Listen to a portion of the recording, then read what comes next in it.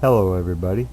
Tonight I'd like to share with y'all some of my knives in my knife collection, and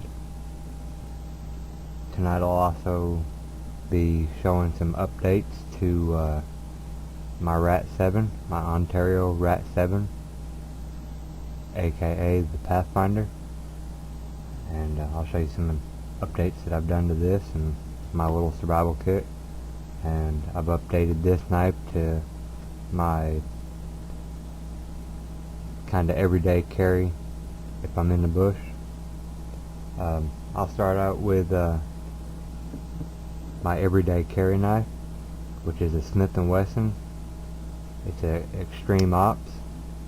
It's just a maybe cheap $15 knife, but it's 440 surgical steel. Holds the edge pretty decent. I like the hawkbill feature because I use the knife just about every single day, and it's great for working on cars and stuff like that. You can pop little clips loose and all kinds of handy little deals that this works out good for. So this is usually my everyday carry knife.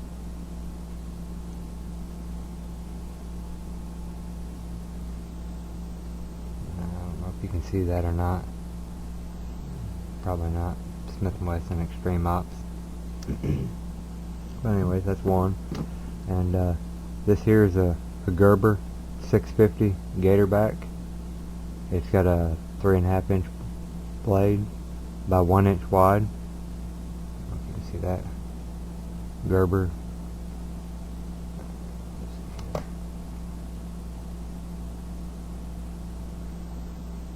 Kind of hard to see. Gerber 650. Portland, Oregon, USA. It's got a pretty good steel in it, as you can see by the wear on my knives. I don't have knives to have in my showcases. If I've got a knife, I put it to use. I work with knives all the time, and I actually traded for this one, and most of this was already done.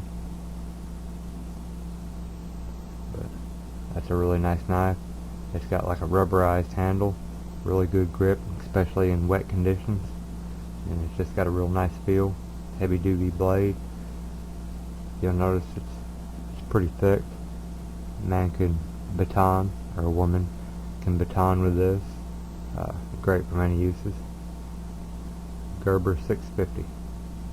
I highly recommend Gerber. And a couple little pocket knives. I got a little, this is a Buck 3-blade.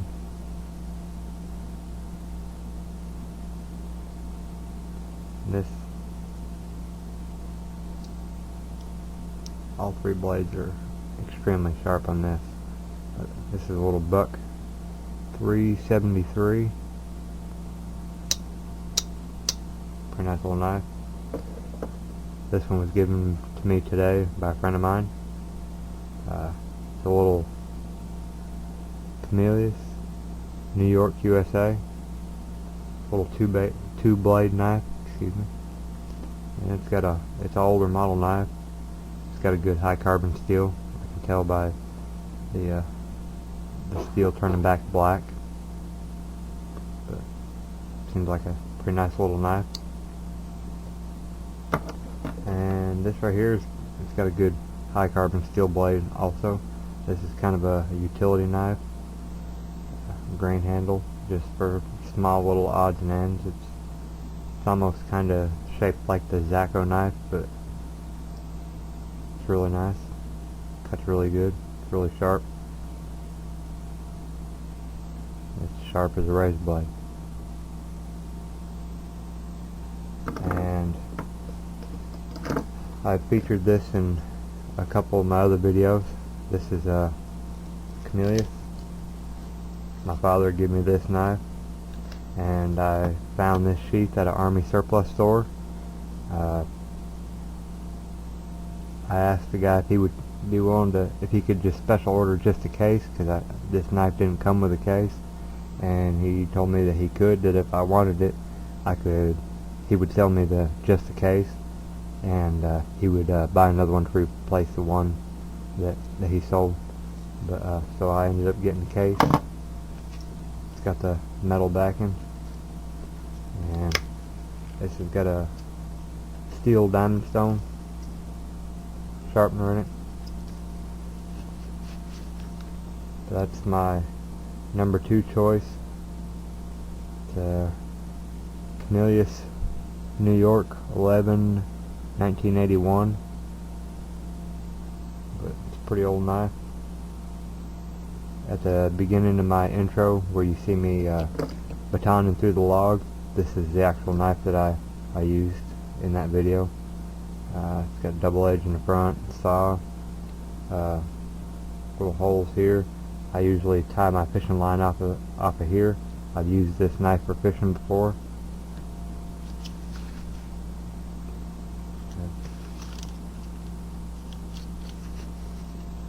Take and tie your line to there, throw it out, and then you can just take and to reel it, hold it like this in one hand, and standing in the stream you can wind your line up like this.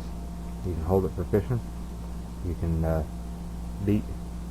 hammer with the end. Pretty heavy duty steel. It's pretty good high carbon steel. It holds an edge extremely well, and it's extremely sharp.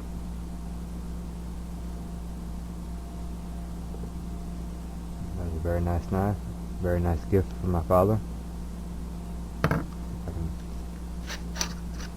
This is the steel diamond stone. These things work great. It's got a center groove right here. It's for sharpening hooks, fishing hooks, or if you needed to re-groove a tip on a knife, you could take and run it down that. So these things practically never wear out. It takes a lot of use for these to wear out. These are very nice to have. So if you happen to run across some of them, I highly recommend those. They're steel diamond stone. Smooth on one side and you can feel a little bit of texture.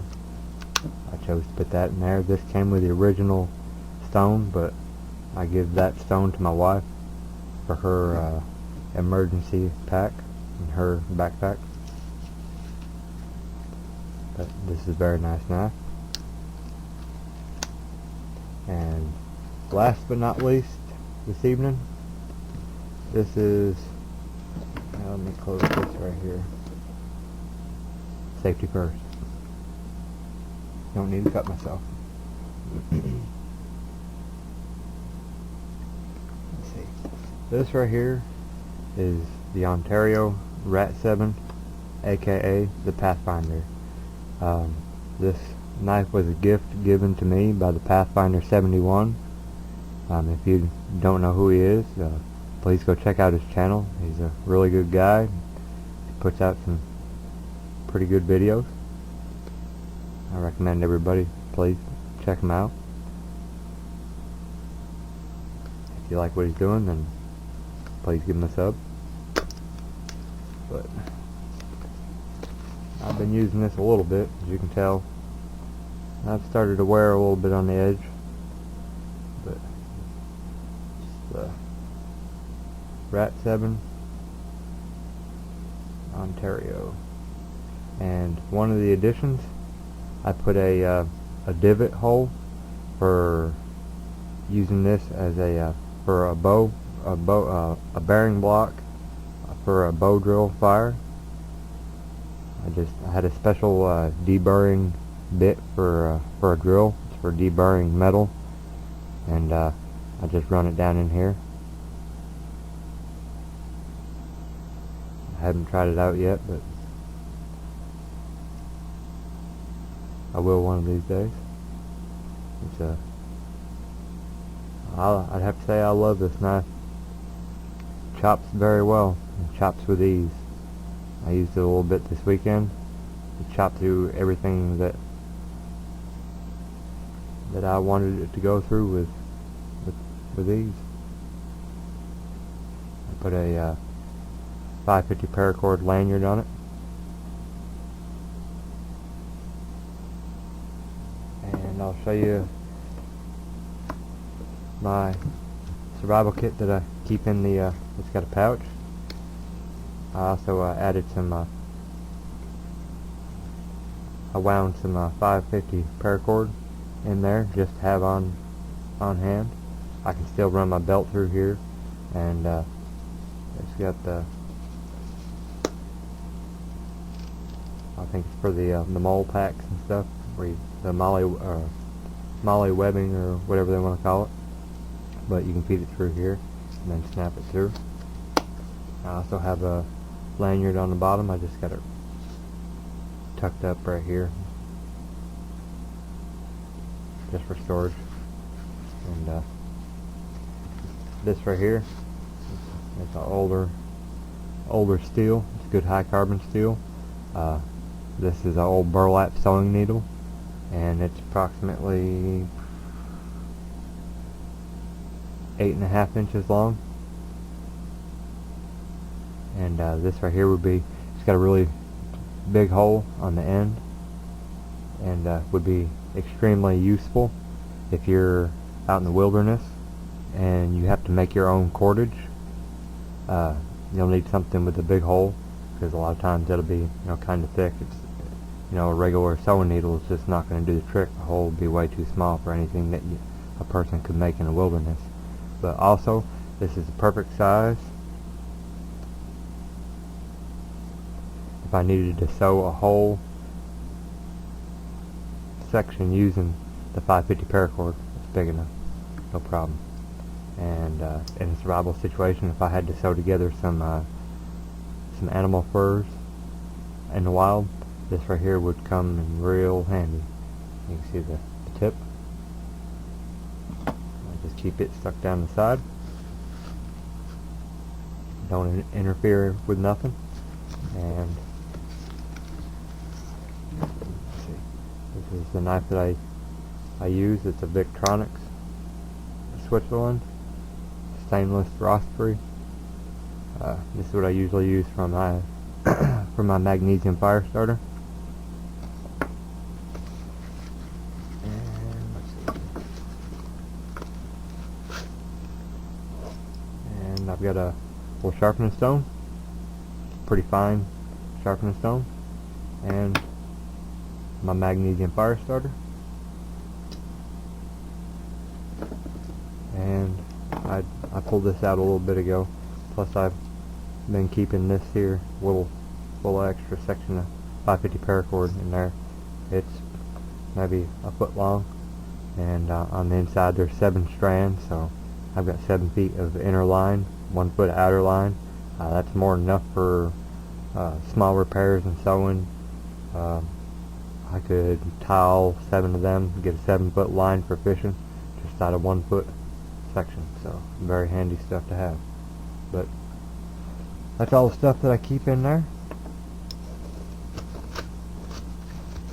My little survival kit to go.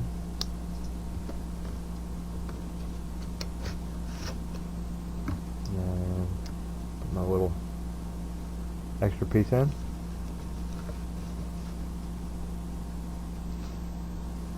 Snap that shut.